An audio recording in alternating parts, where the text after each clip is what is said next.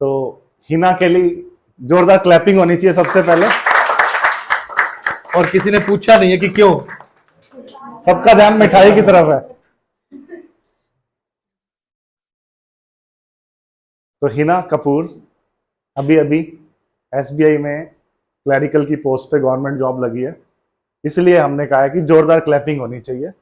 और दूसरी बात यह है कि इन्होंने बहुत मेहनत किया, आपने देखा भी होगा पीछे इंटरव्यू की तैयारी भी हुई थी, वो आईबीपीएस पीओ की हुई थी, ठीक है। उसमें भी आए थे, काफी बच्चे आते थे इंटरव्यू की तैयारी के लिए भी, अलग अलग बैंक्स के लिए। तो फाइनली इतनी मेहनत के बाद, बहुत मेहनत किया इन्होंने, बहुत स्पीड बढ़ाई है अपनी। फाइनली जब ऐसे ना बंदा बिल्कुल होप छोड़ देता है तो भगवान कुछ देता है, मैंने देखा है अक्सर। तो फाइनली इनकी मतलब वो रिजल्ट आया इनका, और इनकी एसबीआई में क्लरिकल की पोस्ट पे जॉब लगी है। क्लैपिंग होनी चाहिए जोरदार। सबसे पहले इंपॉर्टेंट चीज है जॉब लगना। क्लरिकल पीओ मैटर नहीं करता, क्योंकि SBI clerical is equivalent to bank PO in other banks. बिल्कुल। तो बहुत अच्छा प्लेटफॉर्म इनको मिल हमारे गया। कई बच्चे एसबीआई में ही जॉब कर रहे हैं और दे आर रियली सेटिस्फाइड कि हाँ बहुत अच्छा बैंक है। तो हम लोगों को भी प्रेरणा मिल सकती है। अब हिना बताएगी थोड़ा सा कैसे इसने तैयारी की, कहाँ कहाँ इसको छोटी मोटी कमियां जो इसको लगी और फिर इसने इम्प्रूव किया। बताओ हिना। सबसे पहला फैक्टर तो जो मुझे लगता है वो पेशेंस है। पेशेंस रखो, स्टार्टिंग में सिलेबस कंप्लीट करो, सिलेबस कंप्लीट करके उसके बाद स्टार्ट करो मॉक टेस्ट देने, और स्पीड बनाओ विद एक्यूरेसी। एक टाइम ऐसा भी आता है जब मुझे लगा था कि नहीं होगा मुझसे स्टार्टिंग में, एक लिमिट के बाद स्पीड ही नहीं बनती। स्पीड बनने के बाद यूं लगता है कि इससे ज्यादा स्पीड होएगी तो गलतियां होनी शुरू हो जाती हैं प्री के मॉक टेस्ट में। पेशेंस के साथ स्पीड बनाओ, मॉक टेस्ट करो। मैंने जो ट्राई किया मॉक टेस्ट में, मेरा पर्सनल रहा है कि डिफरेंट तरीके से हर सेक्शन को ट्राई करना। इंग्लिश में नहीं बनती थी मेरी स्पीड। इंग्लिश में पहले मैं कई बार अनसिन पैसेज करके फिर मिसलेनियस अटेम्प्ट करती थी, कई बार मिसलेनियस करके फिर अनसिन पैसेज। तो ये अपनी स्ट्रेंथ और अपने वीक पॉइंट्स होते हैं। जो हमारे टॉपिक्स कुछ स्ट्रॉन्ग होते हैं, कुछ वीक होते हैं, वो हमें सिर्फ मॉक टेस्ट से ही पता चलता है हमें पेपर में क्या अटेम्प्ट किस तरीके से पहले क्या करना है। और बहुत बार ऐसा होता है मॉक टेस्ट किसी सीरीज में कर रहे थे और वहां जाके हमारा पहला कोई और सेक्शन खुल गया, वो माइंडसेट वैसा चल रहा होता है और वो फ्लो नहीं बन पाता है। तो इस चीज के लिए स्टार्टिंग से ही प्रिपेयर रहो कि वहां पे कोई भी सेक्शन ओपन हो सकता है स्टार्टिंग में। और कंप्यूटर कैसा है, कैसा एटमोस्फेयर है वहां का, बहुत बार ये चीजें भी बहुत रोल प्ले करती हैं आपका प्री का क्लियर होने में स्पीड के साथ।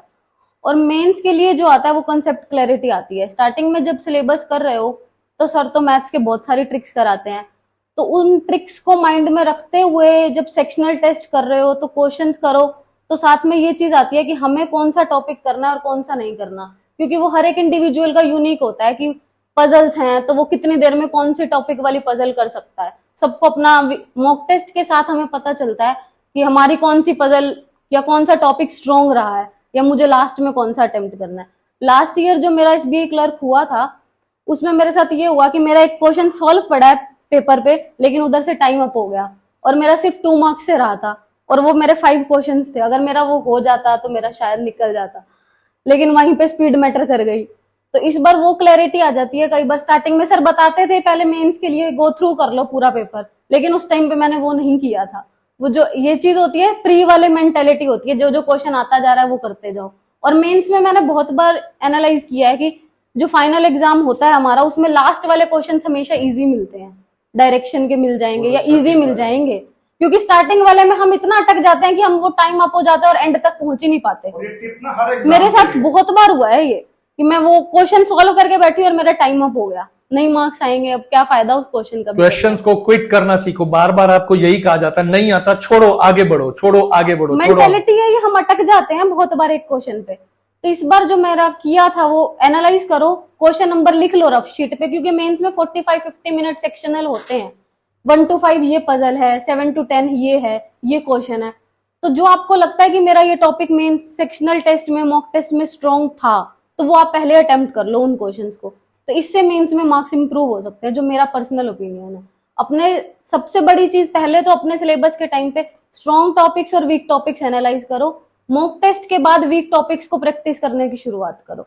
यही एक टॉप रीजन हो सकता है स्पीड विद एक्यूरेसी मेंटेन करने का। मेरा पर्सनल तो ये कहता है। ये उन भाई बहनों के लिए ऐड करना चाहूंगा जो अभी 10th हुई है, जिनकी स्पेशली इनके पास ना, हिना के पास कॉमर्स था, है ना? हाँ जी। तो कॉमर्स में इन्होंने 11th-12th में मैथ्स लिया, ठीक है। और मैथ्स लेने से इनको क्या फायदा हुआ, थोड़ा सा इनकी स्पीड ज्यादा रही है, मानते हैं इस बात को कि कॉमर्स के साथ जब इन्होंने मैथ्स लिया, इनके टाइम पे अप्लाइड मैथ्स होता नहीं था, अब तो अप्लाइड मैथ्स भी है जिसमें काफी सारे टॉपिक्स कॉम्पिटिटिव के हैं, चाहे वो मिक्सचर्स हैं, लॉजिकल रीजनिंग भी है इवन सर, ठीक है, क्लॉक्स, कैलेंडर, ऐसे ऐसे टॉपिक्स हैं जो इनके टाइम में कोर मैथ्स था, अब अप्लाइड अब से स्टार्ट हुआ है। तो कहने का मतलब जो अब स्टार्टिंग की एज से ही ये सोच रहे हैं आगे जाके कॉमर्स के बाद या ह्यूमैनिटीज के बाद बैंकिंग जॉब करनी है, तो उनको 11th-12th में मैथ्स जरूर लेना चाहिए जैसा इन्होंने लिया, और जिससे इनकी स्पीड बढ़ी मैथ्स को लेके। सर आप कुछ कहना चाहेंगे? तो सबसे बड़ी चीज, इंपॉर्टेंट चीज है, आपको टाइम दिया जाता है जब यहाँ आप करते हो, तो सबसे इंपॉर्टेंट चीज है कि आप किसी से बात नहीं करनी, अपना करो, क्योंकि अगर हम बात करते तो वो लय खत्म हो जाती है। और पहले तो क्या होता था कि जब ये बच्चे आते थे तो इनको तो पूरी डांट पड़ती थी अच्छे से कि भाई बात नहीं करनी, और वही चीज फायदा देती है। अगर आप बात करके करोगे, आपका वो टाइम सेट हो ही नहीं सकता। खुद प्रैक्टिस करो, जितनी देर हो सकती है खुद करो। इतनी सारी आपको असाइनमेंट्स मिलती हैं करने को, तो आप उसको प्रैक्टिस में लाओ, घर जाके करो, टाइम देख के करो कि इतनी देर में इतने क्वेश्चंस हो रहे हैं या नहीं हो रहे, तो वो स्पीड बनेगी आपकी। एक बार नहीं होगा, दूसरी बार नहीं होगा, तीसरी बार अपने आप हो जाएगा। तो इस तरह से हम करेंगे तो फिर जरूर सक्सेस तो मिलेगी। सर की असाइनमेंट्स आज भी रखी है मेरे पास, और मुझे ट्यूशन लिए तो कितने साल हो गए। इनका वो मैथ्स टॉपिक्स इतना मैंने आज बढ़िया भी था, करे हैं। इनका मैथ्स इतना बढ़िया था, मैंने कुछ क्लासेस इनसे पढ़वाई भी है, 9th-10th के बच्चों को, इन्होंने स्टैटिस्टिक्स करवाया था आपने बीच में। प्लीज। सबसे बड़ी बात क्या है कि मैंने हीना के अंदर एक क्वालिटी देखी है, वो देखा है मैंने, हार्डवर्क। हार्डवर्क के बिना कुछ भी पॉसिबल नहीं है। हम हार्डवर्क नहीं करते, हार्डवर्क के बिना बिल्कुल भी कुछ भी पॉसिबल नहीं है, इसलिए अपना हार्डवर्क कभी मत छोड़ो। और दूसरी इनकी सबसे अच्छी बात जो इन्होंने बताई, पेशेंस। हम पेशेंस बहुत जल्दी लूज कर जाते हैं। कोई आस पड़ोस के किसी इंसान ने कहा कि नहीं अब मेरा इसमें नहीं होगा, मतलब नहीं हो सकता, ऐसा होता ही नहीं है, गवर्नमेंट जॉब आजकल लगती ही नहीं है। अब लगती है, आपके सामने ही है, ठीक है। और अभी अभी एक लड़की और भी है, उससे हम आपको मिलवा नहीं पाए, वो शाम को आई थी, तो उसकी भी गवर्नमेंट जॉब ही लगी है, वो भी पेशेंस के बेस पे ही लगी है। तो थैंक यू सुधा मैम। तो चाहिए। मैंने भी सुना है रिलेटिव से, मेरी फैमिली से, खुद से, नहीं होगा, छोड़ दे, मत कर, क्यों टाइम वेस्ट कर रही है, पढ़ लिख के घर बैठी है, प्राइवेट शुरू कर ले। पेशेंस चाहिए बहुत। मेरे फ्रेंड्स मेरे साथ जो ग्रुप में यहाँ आते थे, सब प्राइवेट कर रहे हैं। एक प्री दिया, छोड़ दिया, नहीं हुआ। मैंने तो पूरा 1 साल दिया, एक प्री भी नहीं क्लियर हुआ था मेरा, और इस साल तो मेरे सारे प्री। टाइम लगता है, मेन आप टाइम को देख के चलो, कोई बात नहीं, थोड़ा सा मेहनत करोगे, टाइम पेशेंस रखोगे तो जरूर होगा। हाँ, क्योंकि प्राइवेट सेक्टर का आप कुछ कह नहीं सकते ना। कई बार तो प्राइवेट सेक्टर एकदम से ग्रो करता है तो बहुत पैकेज भी हो जाते हैं लोगों के, और कई बार डाउन आता है प्राइवेट सेक्टर, तो आप कुछ नहीं कह सकते कि, समझ रहे हो ना मेरी बात। It's all up to you. इसलिए गवर्नमेंट जॉब इसलिए लोग प्रायोरिटी देते हैं।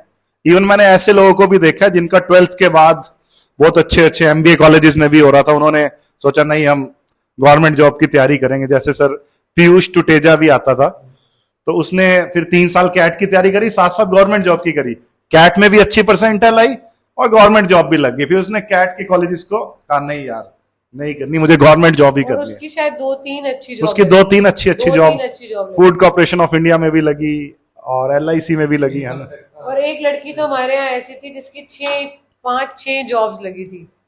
वो काफी बच्चे मेहनत करते, अब जैसे हिना की अब पहली लगी है ना, तो लाइन लगनी शुरू हो जाती है, शुरू हो जाएगी।